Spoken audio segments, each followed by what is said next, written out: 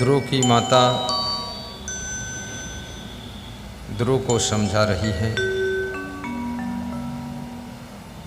सभी सोच विचार चिंता छोड़कर हे ध्रुव, गुरु के चरणों में चित्त लगाइए। संसार में जहाँ जहाँ चित्त लगाओगे वहाँ वहाँ से चिंता ही मिलेगी।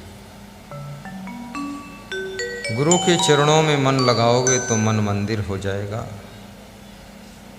और चित्त की चेतना भी जागृत हो जाएगी, तन तीर्थ बन जाएगी। सुर दुर्लभ तनु पाई के ताहि सफल कर देहु। जो मनुष्य का शरीर देवताओं को भी दुर्लभ है, उस शरीर को पा करके सफल कर लो। ये जीवन व्यर्थ में न जाने पाए, समय सरकता जा रहा है। अस विचारी सब सोच तजी, गुरु चरण चित देहु। सुर दुर्लभ तनु पाई के ताहि सुफल करी ले। मनुष्य संसार में अपने चित्त को विभिन्न प्राणी और पदार्थों में लगाता है, लेकिन सब जगह से दुख और कलेश ही प्राप्त होता है। जब मानव का मन गुरु भक्ति में लग जाता है, चित्त सत्संग में प्रविष्ट करता है, तो दिल को शांति मिलने लग जाती है। इसलिए हे ध्रुव, ये सब परिवार के प्रपंच में कलह कलेश में मन को मत लगाओ। सब सोच विचार चिंता छोड़ दो और गुरु के चरणों में मन को लगा लो। जो शरीर देवताओं को भी दुर्लभ है, वो शरीर तुमको मिला है और ऐसे शरीर को पाकर इस जीवन को सफल बनाओ। हर व्यक्ति की सफलता भी बिलग बिलग है। कुछ लोग कहते हैं कि हमने धन बहुत कमा लिया, हम सफल हो गए। कोई कहता है हमारी शादी हो गई, हम सफल हो गए। कोई बोलता है मेरा मकान बन गया। हम पूछो, ये जो सफलता मिली है, इस सफलता से सुख चैन शांति आनंद प्राप्त हुआ? बोले वो तो नहीं मिला, तो कैसे सफल हो गए? भौतिक क्षेत्र की सफलता आपको सुख शांति और आनंद नहीं दे सकती।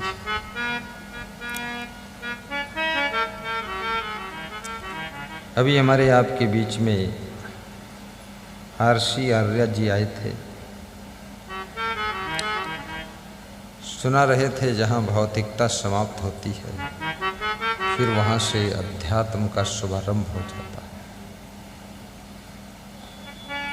आपका शरीर भौतिक है,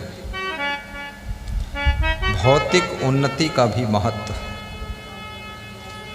और मनुष्य का शरीर बहुत नाजुक है, बहुत कोमल है। ज़्यादा गर्मी लग जाए तो आपको कालरा हो जाएगा, हैजा आ जाएगा। ज़्यादा ठंडी लग जाए तो बुखार आ जाएगा। ज़्यादा बरसात में भीग जाओ तो सिर दर्द और फीवर हो जाएगा। 2 घंटे भूखे रहना पड़े तो कमज़ोर हो जाओगे। ये बहुत कोमल है, बहुत नाजुक है। 3 घंटे पानी पीने को न मिले तो बेहोश गिर जाओगे। 1 रात सोने का न मिले तो सवेरे आधे पागल जैसे दिखाई दोगे। बहुत बहुत कमज़ोर है शरीर। ऊँट के बारे में कहा जाता है, अगर 1 दिन वो पानी पी ले और 7 दिन पीने को न मिले तो भी चलता है। और मेढक के बारे में कहा जाता है कि मेढक 8 महीने तक मिट्टी के अंदर पड़ा रहता है, पानी भी न मिले, कुछ खाने को न मिले, फिर भी जीवित रहता है। थोड़ा शरीर दुबला हो जाता है। और मनुष्य को अगर 8 महीने खाने पीने को, 8 महीने छोड़ो, 8 घंटे, 8 घंटे में आंखें गड्ढे में चली जाती है। इसलिए लोग बहुत डरते हैं और डर करके भी खूब खाते हैं कि अगर कहीं आगे नहीं मिला तो क्या हो।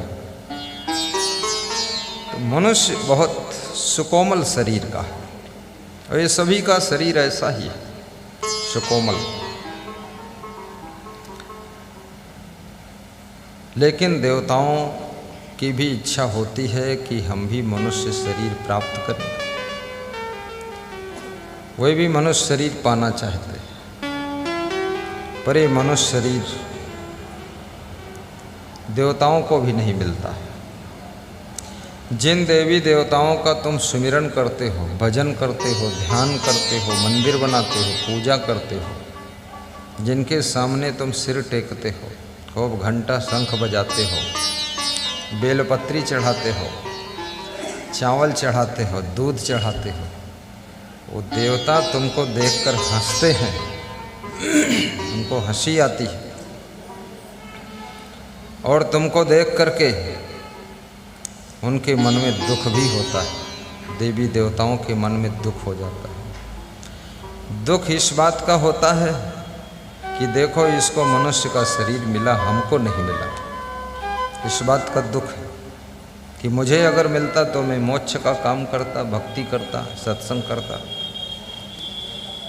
और हंसी इसलिए आती है कि इसको मनुष्य का शरीर मिला तो इतना अज्ञानी है, खाम खा यहाँ माथा टेकने आया, अपना आचरण सुधारता नहीं, यहाँ फालतू तम्बाकू खाए है और बोल रहा है जय श्री राम। भगवान भी हंसता है, आचरण सुधार ले तो इधर जरूरत नहीं आने की है। तो उससे बड़ा कोई देवता नहीं है। मनुष्य अगर देवता न बने इस बात की कोई गम नहीं। मनुष्य कम से कम दानव नहीं बना ये बात भी कोई कम नहीं, ये बात भी कोई कम नहीं।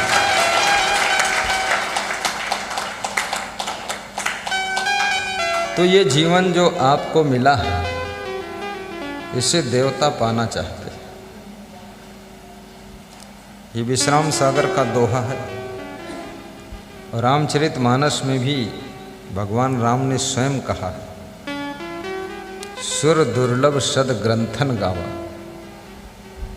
सुर माने देवता होता है, दुर्लभ माने कठिन होता है। जो बहुत कठिनाई से प्राप्त हो उसको दुर्लभ कहते हैं। सुर दुर्लभ सद ग्रंथन गावा, ऐसा सदग्रंथ गाते। देखिए सदग्रंथ और ब्रह्म ग्रंथ और पाखंडी ग्रंथ, ग्रंथ भी बहुत है। हर व्यक्ति जुंग में आता है, एक किताब लिख देता है, 10 किताब पढ़ता है और 10 की नकल करके एक में लिख देता है और नीचे अपना नाम लिख देता है, लेखक राम नारायण सरकुंडी लेखक हो गए। लेकिन धीरे धीरे हर आदमी की चेतना जागृत होती जा रही है। तो सदग्रंथों में ये बात लिखी है, आलखंड में कहीं नहीं लिखी है। आलखंड कोई सदग्रंथ नहीं है। ये नाटक नौटंकी वाली किताबें ये भी सदग्रंथ नहीं है। ये सैया बलमू, ये जो हीरो हीरोइन के गीत, ये सदग्रंथ नहीं है। ये भोग ग्रंथ है, भ्रष्ट ग्रंथ। इनको तुम पढ़ लो तो अगर तुम भ्रष्ट नहीं हो तो भ्रष्ट हो जाओगे। ये ऐसे ग्रंथ हैं। हाँ, हीरो हीरोइन ने जितना बिगाड़ा है इस देश को, दुनिया को, उतना साधु संत सुधार नहीं पाए। साधु संत ऐसे हैं, कहावत कि अंधा जितनी रस्सी बट रहा है पीछे पड़वा बैठ के चबा रहा है।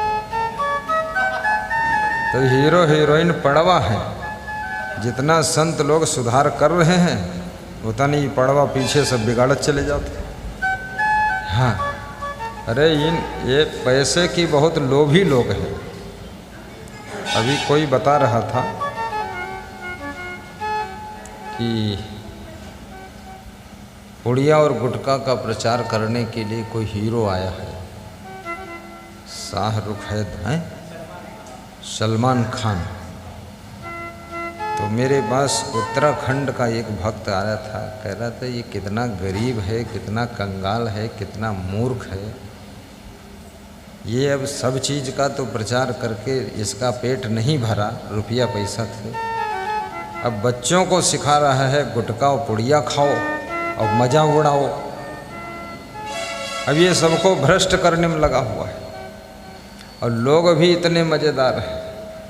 अगर अमिताभ बच्चन कह दे कि गधी का गोबर खाने से बहुत कल्याण होता है, तो गधी गोबर तक खा ले हैं लोग, इतने तो मूर्ख भरे हैं। ये अमिताभ बच्चन का कहना कोई प्रामाणिक थोड़े है। अरे ये तो हीरो हीरोइन है सब, ये तो पैसे कमाने के लिए नाचते हैं, कूदते हैं, गीत गाते हैं, नंग धड़ंग घूमते हैं, टांगई खोलते हैं, कमर हिलाते हैं। अभी इनको 1 रुपया न मिले, इनसे कह दो तनी टांग टेढ़ी कह खड़े हो जाओ, ये खड़े न हुई टेढ़ी न सूद निकल ली है, ये अपन फल की दुकान खुली है। ये तो इसलिए बहुत लोभ में इतने अंधे मत बनो जिससे मानव समाज का बचपन भ्रष्ट हो जाए। वैसे गंदे गंदे फिल्म, गंदे गंदे चित्र, गंदी गंदी तस्वीरें, अर्धनग्न पूर्ण नग्न, जिसको देख करके अच्छे भले आदमी का मन तो मलिन हो जाए। अब ये सब क्यों कर रहे हैं ये लोग? बस पैसा। अभी मानसिकता भी पढ़ चुके हैं कि आदमी का मन डामाडोल है, खूब अध्ययन कर लिया है आपके मन का, ऐसी बात नहीं है। ये सबको गोबर ही चाहिए, गुलाब नहीं चाहिए, वही गोबर झोंक रहे हैं। लेकिन कितना सुंदर मनुष्य का जीवन, वह शरीर जो देवता लोग भी पाना चाहते हैं लेकिन पाते नहीं हैं। देवता, जब भगवान राम को मनुष्य का शरीर मिला है ना, तो भगवान राम थे हरीश दास। इधर देखो महाराज, भगवान राम जब वनवास जा रहे थे, क्या हुआ, क्या कहा मैंने? ध्यान दो, ने बीच में पूछ लूँगा तो बेइज्जती होगी किसी की। तुम लोग भी ध्यान से सुनना, हम पूछ भी लेते हैं, खाली ऐसे नहीं है कि बैठ रहो धोख तरह, धोख की तरह बैठोगे तुमको धोखा दे दूंगा, फिर मैं पूछूंगा खड़े करके। तो राम जी वनवास जा रहे थे। कहाँ जा रहे थे? वनवास। कहाँ जा रहे थे? राम जी कहाँ जा रहे थे? अरे इसको सुनाई नहीं दे रहा। तो वो राम जी वनवास जब जा रहे थे, ध्यान से सुनना, पूछूंगा अभी इसमें से भी। तो रास्ते में जब धूप होती थी ना, धूप, तो बादल ऊपर छाया कर देते थे। वायु देवता, इंद्र देवता बादलों को आदेश करते थे जाओ छाया करो। और देवी देवता सब रास्ते में फूलों की वर्षा करते थे कि भगवान के पांव कोमल हैं, तो एक कंटक की राहों में कैसे चल पाएंगे, तो फूल वर्षा देते थे। अब देखो, ये वही देवी देवता हैं जिनके मंदिर में जाकर तुम फूल चढ़ाते हो, और ये वही देवी देवता हैं जो राम की राह में फूल आकर बरसाते, फूल बिछाते। तो आप भी मनुष्य हैं, राम भी मनुष्य हैं, तो ऐसा क्यों हो रहा? हमारा शरीर तो मनुष्य का है, लेकिन स्वभाव मनुष्य का नहीं। शरीर है, स्वभाव नहीं,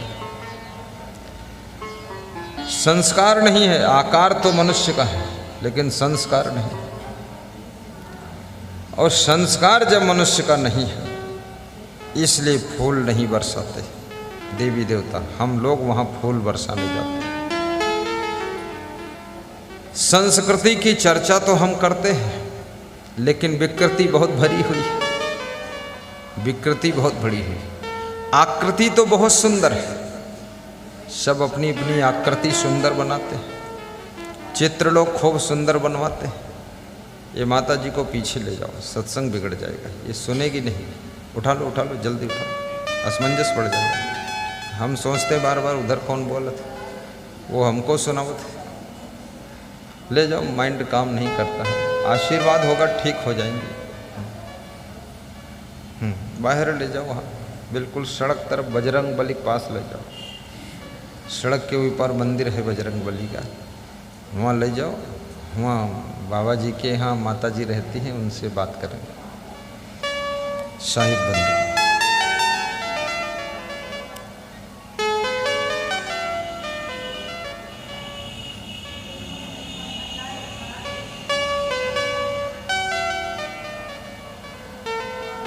देखो, सत्संग में कोई डिस्टर्ब ना करे, नहीं बिगड़ जाए, दिमाग कट जाएगा। वैसे बुद्धि थोड़ी ही रहती है आदमी के पास।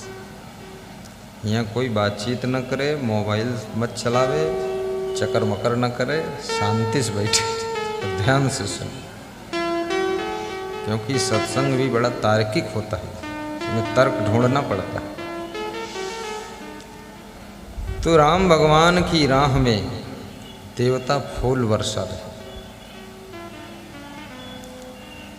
वो भी मनुष्य हैं और आप भी मनुष्य हैं, और आप देवी देवताओं के मंदिर में फूल ले जाकर वहाँ चढ़ाते हैं।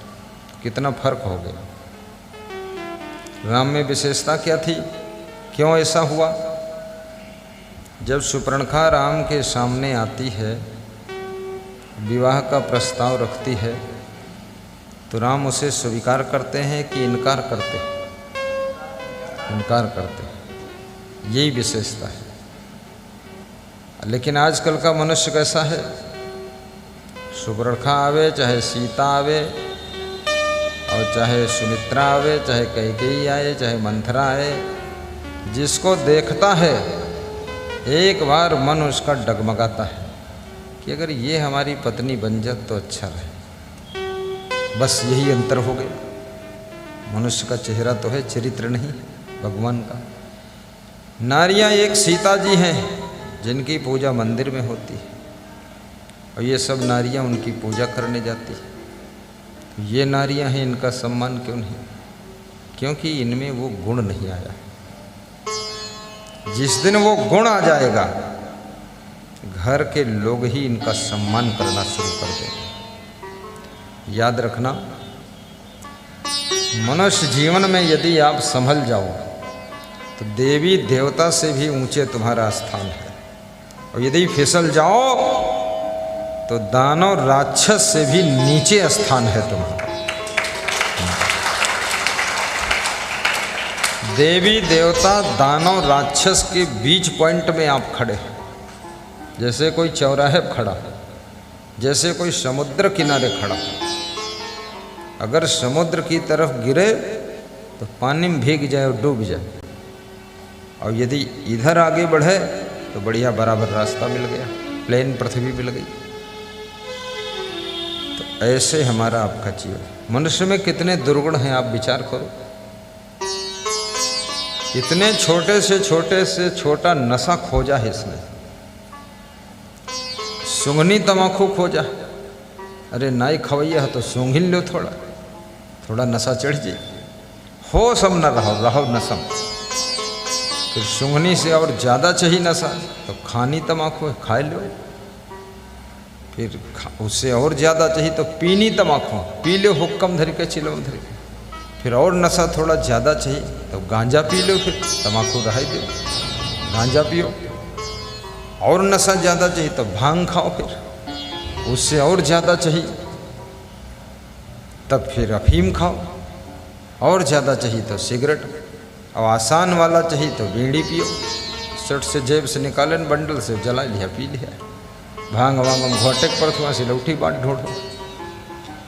फिर बीड़ी से भी और स्टैंडर्ड फिल्टर धुआं वाला चाहिए तो सिगरेट, फिर 10 रुपये की एक सिगरेट, कमाल है।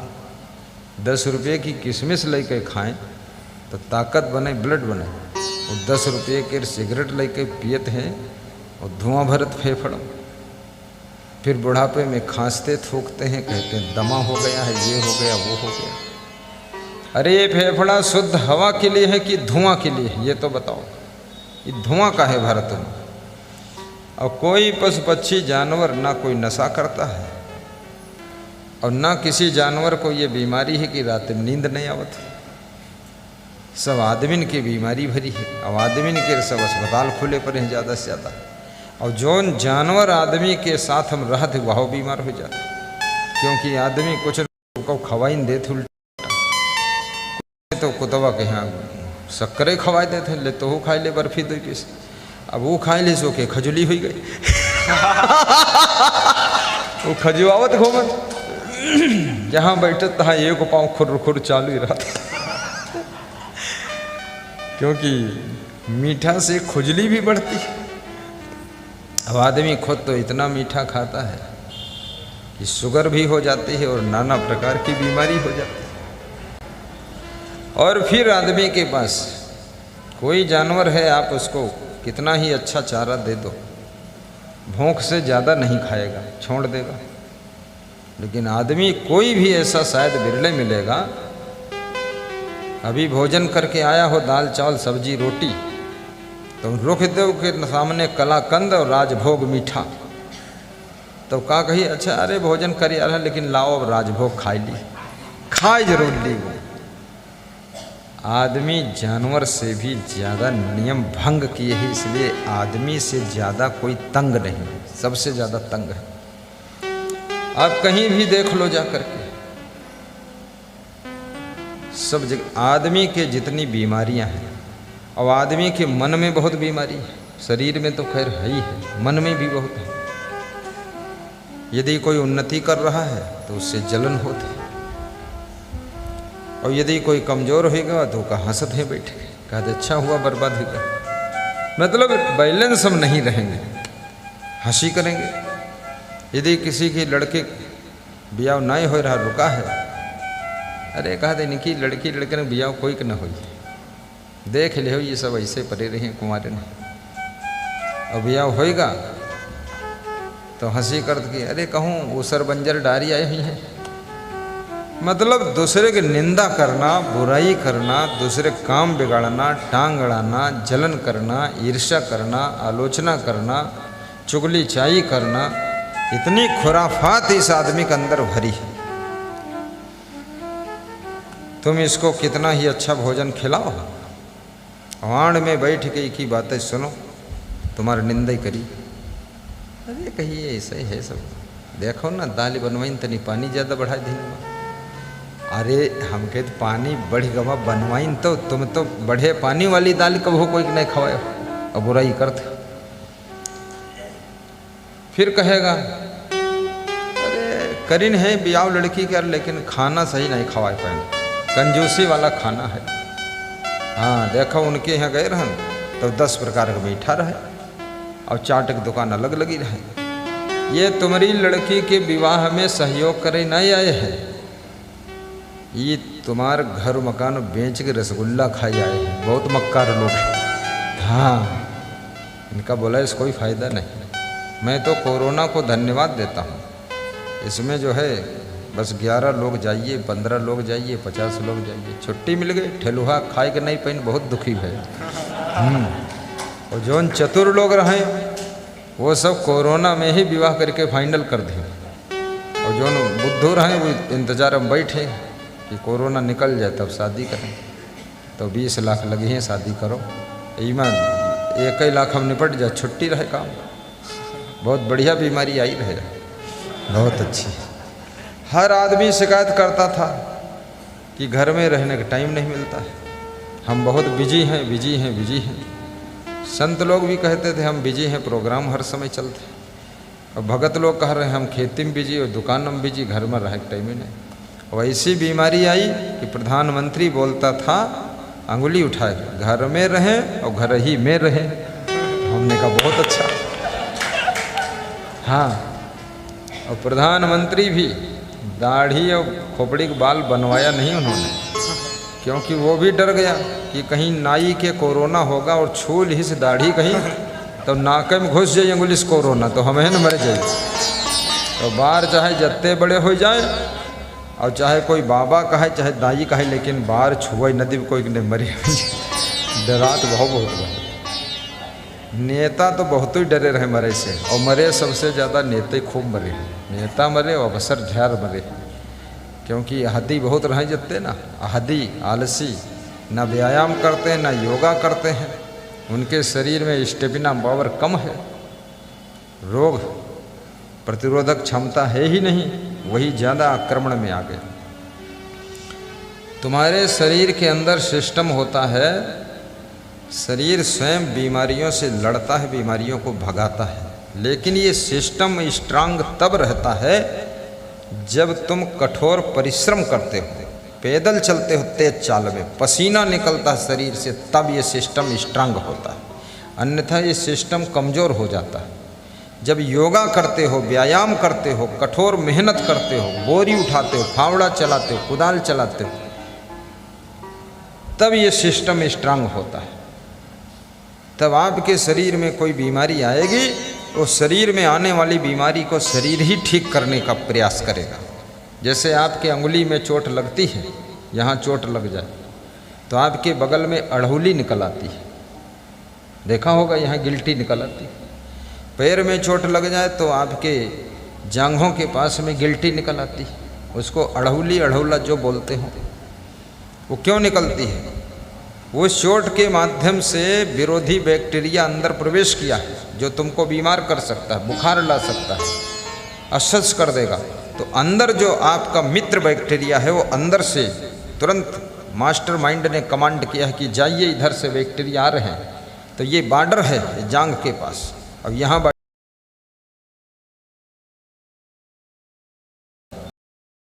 और लड़ाई शुरू हो ना चाइना इंडिया से, तो वही लड़ाई में है, वो अड़हुली निकल गोल बांट जैसे बटिया बटवा। अब वहाँ युद्ध चल रहा, तुम कहा दी अड़हुली निकली, अड़हुली नहीं हुआ, युद्ध स्टार्ट है, इतनी गंभीरता रखो, हो जी जीत थोड़ी। ये सब बॉडी में सिस्टम है। और जब तुम गहरी नींद सोते हो, तब ये बॉडी इस शरीर की सर्विसिंग करती है गहरी नींद में। कितने लोगों को मैं देखता हूँ गहरी नींद सोते ही नहीं, नींद आती ही नहीं।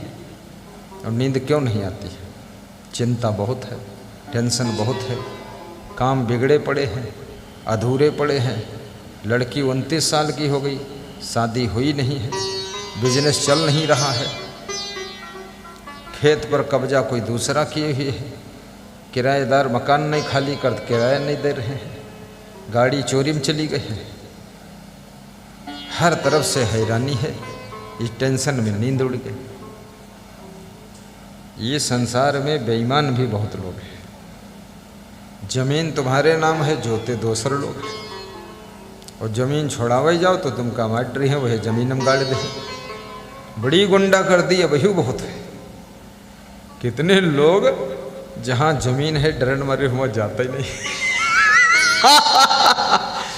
वो सोचते हैं कि अरे जमीन तो जमीन ही रही, अपन मौत हुई जी, का फायदा। बहुत डरे हुए कितने लोग इसी डर से जमीन औने पौने बेच करके बेचारे कहूँ अलग ही चले गए। बहुत दुष्ट भरा हुआ। लेकिन एक बात ये भी सोच लो, दुनिया में क्या आप अकेले ही रहना चाहते हो? ये दूसरे लोग रहेंगे कि नहीं रहेंगे? ये सबकी ज़मीन तुम ही सब लेना चाहते हो? जियो और जीने दो का फार्मूला लागू करो। बसो और बसने दो, सो और सोने दो, खाओ और खाने दो, जियो और जीने दो, रहो और रहने दो। शुभ कामना रखो कि सब सुखी हो, सबका मकान बने और सबके पास गाड़ी हो। हमें क्या परेशानी उसमें?